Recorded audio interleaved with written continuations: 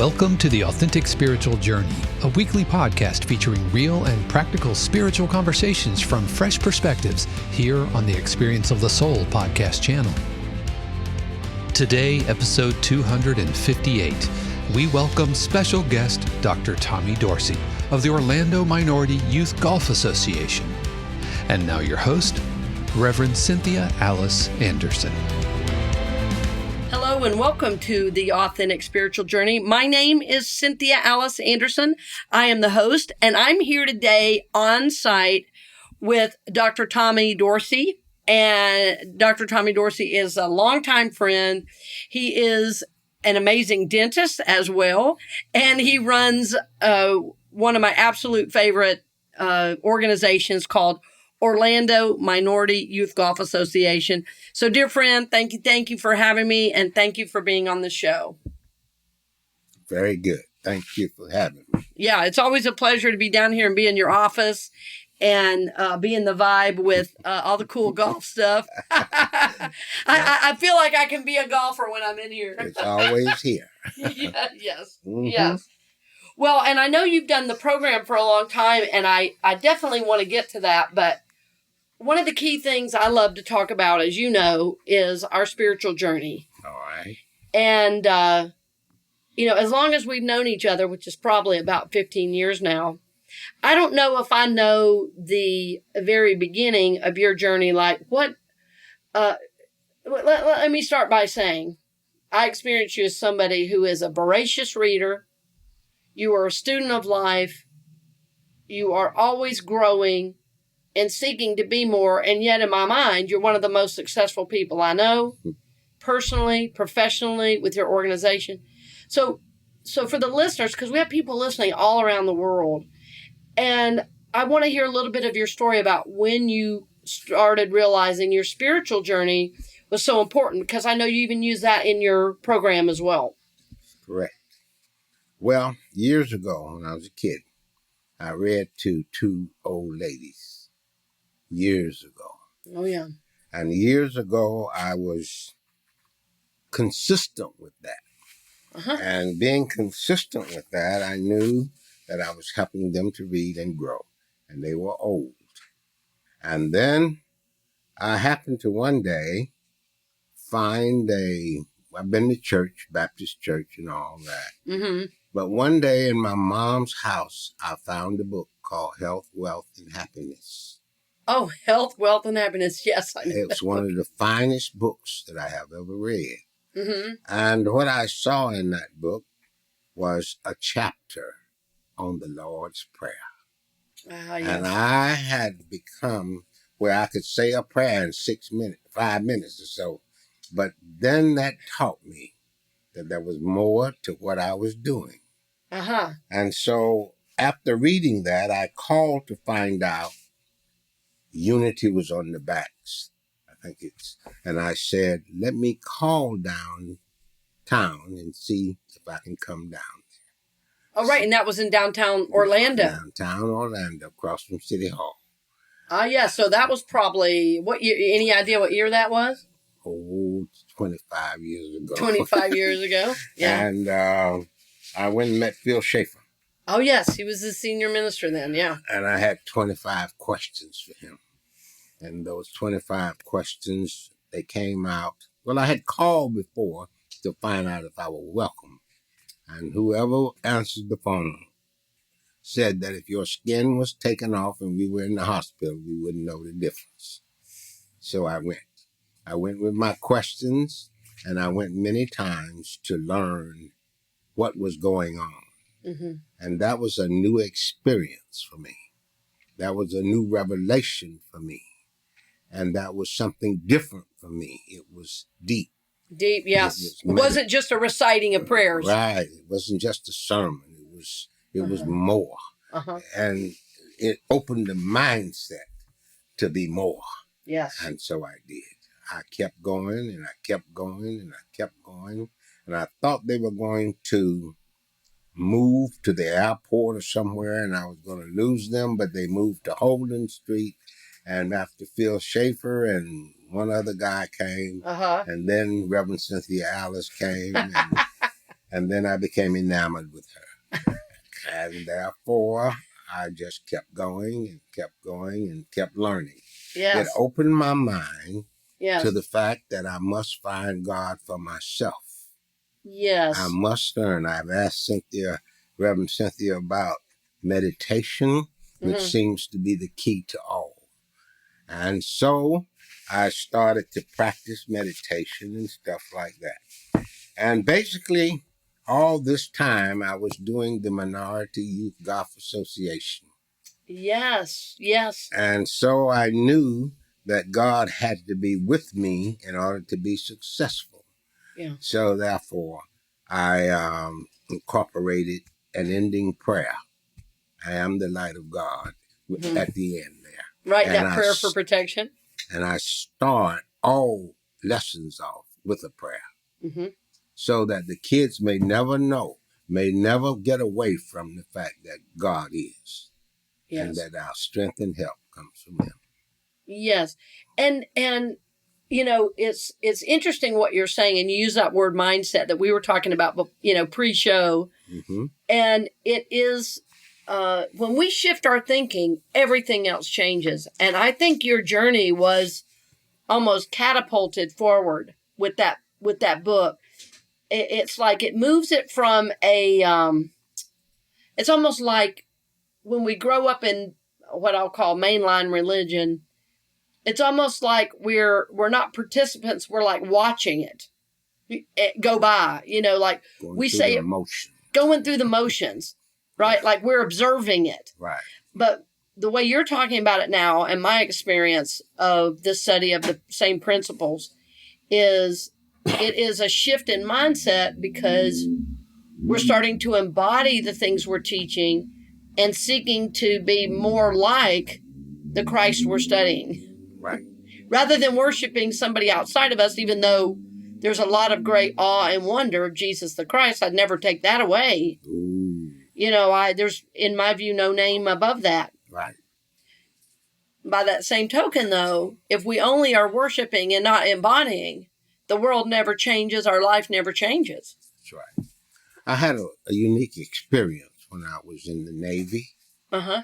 I had a unique experience. I was called one day. I was a dentist in the Navy. Right, right. And I was made to go to the Navy as opposed to the Air Force.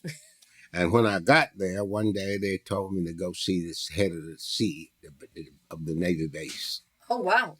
And I went to see, and he had told me that he was supposed to get a minority advisor. And he had been told that I was one who would tell it like it was. Well, I didn't know that, but I did know that I thought he was looking for an Uncle Tom. So yeah. I told him that. I asked him, could I speak freely? May I speak freely? Because I'm going to call you on it. Yeah. My name is Tommy.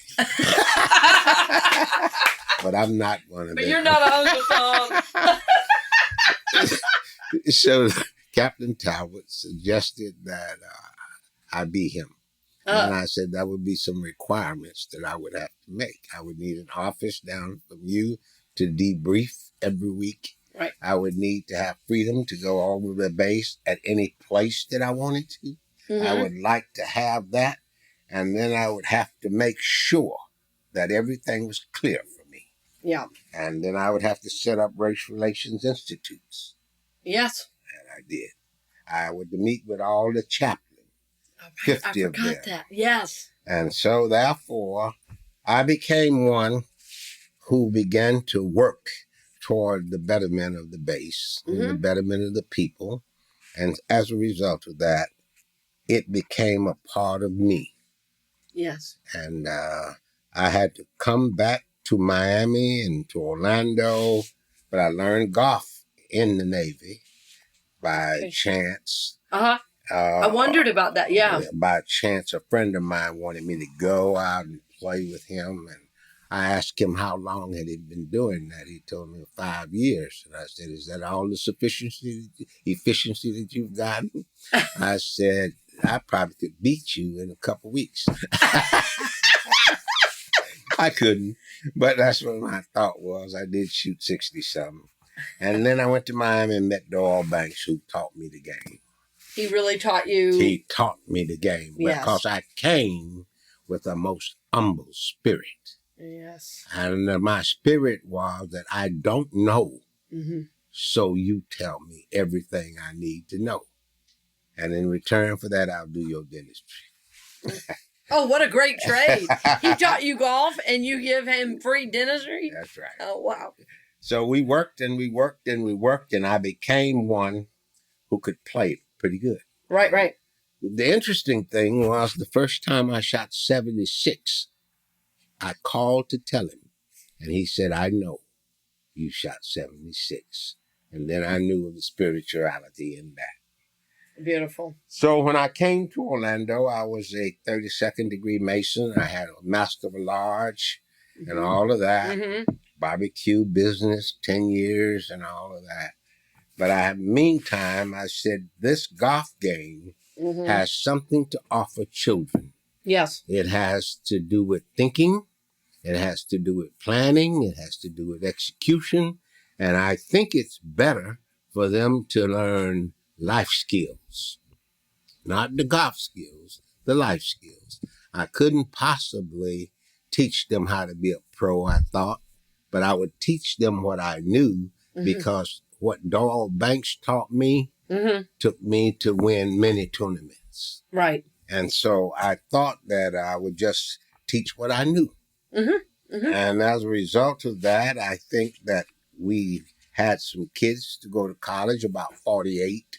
Wow. And I thought that was good. And hundreds started to come through. We started with 4 kids. They were football kids. And we started to teach and to teach life skills. And my agenda calls for prayer. My agenda calls for lessons that are going to be mindset lessons. They are going to be lessons that we need to know. And one of those is having life skills. Yes. Having life skills. Teach them how to be absent, be present instead of absent. Teach them how to be on time. So all of those things happen, and the rules of the game and the etiquette of the game and all of that. Right. So that's how that started, and we grew. We constantly grew. Yes, and the thing I, have noticed, because I've been with you several times, with the kids, and the thing I notice that is so helpful, that's missing in so many educational settings, is a clear structure and expectation for how the kids are to manage themselves, how the kids are to dress, how they are to show up. And it's a kind of discipline in my mind that brings devotion. But I think without first the discipline, you never get to devotion. And something I see that's missing in a lot of our educational systems now is holding kids to a higher standard. And one of the things I think your program does, or I know it does, I've observed it doing, is holding kids to a higher standard. For instance, I saw a kid one day come in that his pants were hanging down. And you said, pull your pants up, tuck your shirt in. That, what we'd say where I grew up is that don't go around here. You've got to shape up or ship out. This is, right. You show up this way. Your shirt is tucked in and you wear your shirt that we have a uniform, and things like that. So that discipline and that structure really gives kids an option to rise higher rather than just exist. Exactly. Right? So like you say, participate rather than be absent, or that may have not been the word you used, but that's what I see is the kids are really called to something higher. And what I've seen in my work with people from all around, the country, certainly, and around the world is we all want to be called higher. It's part of being human that we like a challenge to overcome so we know our worth. Yes. I wanted to tell you that I did talk about the laws of success. Yeah, the laws of success, yes. And yes. I talked about the laws of motivation. Nice. It's just the way I thought it ought to be. I give them a word for the day. Right. traits of a champion, how champions become champions. Mm-hmm. So that it's important to me that they know that it's hard work. Yes. It's having the right mindset. And so that's what I do every Friday, Mm-hmm. except the fourth Friday in the month. They had to make me stop doing that because I needed rest. Yeah, I know. You've worked so hard. Well, I know when we were talking about getting together one time, I said, what are you doing this night? Well, you said, Wednesday night, I'm here with the kids. I think that's at Boggy Creek. Yeah. Well, what are you doing Sunday night? No, we're at Dub's Dread on Sunday night. Well, what are you doing Friday night? Well, that's the meeting. I said, well, what day do you have? Tuesday, we do Tuesday. 6:30 to 8. Yeah, yeah. And Wednesday. Oh, right, Tuesday as well. I forgot Tuesday as well. Right. That's right. Yeah. It's continuity of effort. It is. It You is. need Continuity of effort. Yes. You need that. And like I others say, we also have a word for the day. You see that list? The word for the nice. day. Yeah. I have to make them understand the word. They have to stand up and tell the word of the day. And they have to explain it based on them. And as a result of that, I think that I give them $1 for that, by the way. And hey, a little reward for effort is how life is. That's right. Right. I love these words. I didn't know you were doing this. Oh, yeah. Several of the words we've already used today are on here. Mm-hmm. And the one that jumped out at me, because we were just talking about it, is self-discipline. Yeah. There's discipline that's imposed on us. Right. And then there's self-discipline. Ability to discipline yourself. Yeah, beautiful. Mm-hmm. Yeah. Yeah. And I also love the words character. Oh, yeah. You got to develop character. Got to develop character. Got to teach them how to speak. They got to speak. Yeah. They can't just mumble. They can't just do that. They have to look at me and look me in the eye and speak. Yes. Yeah, that's the way that goes. And so your formula, as you say, is 50% spiritual, 30% mental, 30% mental, 20% physical. and 20% physical. And as long as you've done this, you know that formula proves out. If it doesn't, I don't know it. Well, I know it does too. The generations change, Mm-hmm. and I had to make a decision as to whether I would change. Right. So I decided not to.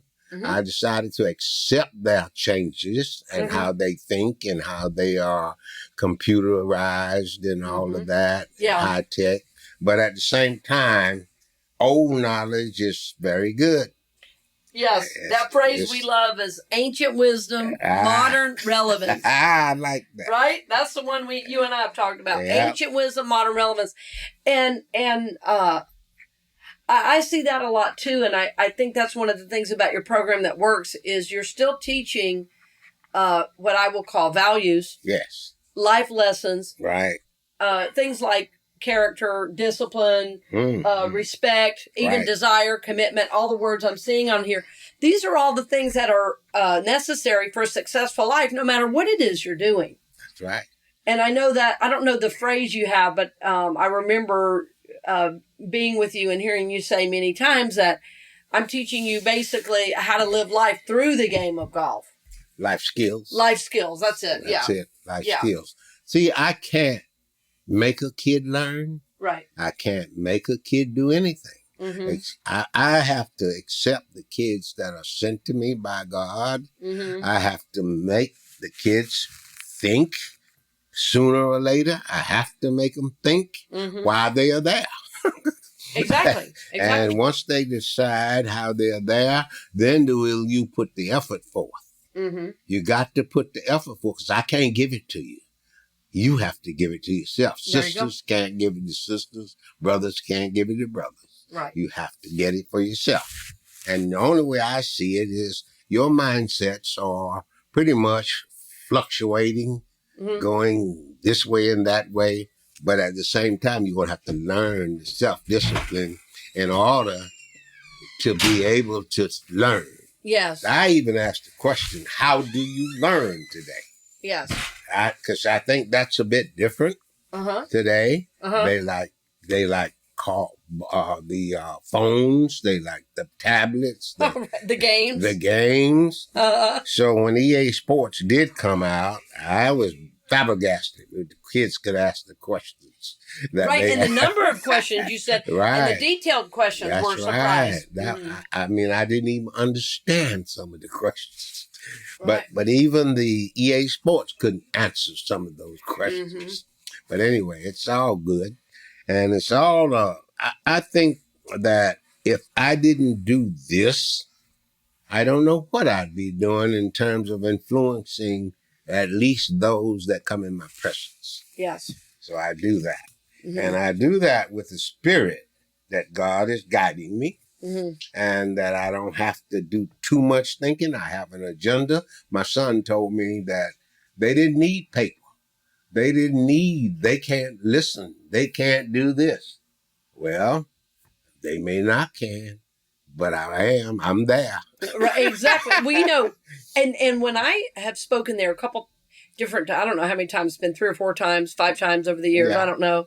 But I saw kids as young as 6 or 7 take out their notebook with a pencil and try to take notes. Oh, that was good. Yeah, but yes, you've got 4 and 5-year-olds in there as well. And you know what I notice is they're learning to self-manage and self-discipline at 4 and 5 years old. And there are a lot of 4 and 5-year-olds that can't manage no matter what anybody is doing or saying. So what you're doing for society at large with these kids is pretty miraculous, because they're going to go out and be professionals. They're going to go out and help other kids. And I know that's also part of your program, that once people graduate out, they also come back to encourage the next generation. We have an alumni association. There you go, yeah. And it's got about, I guess 30 kids in it.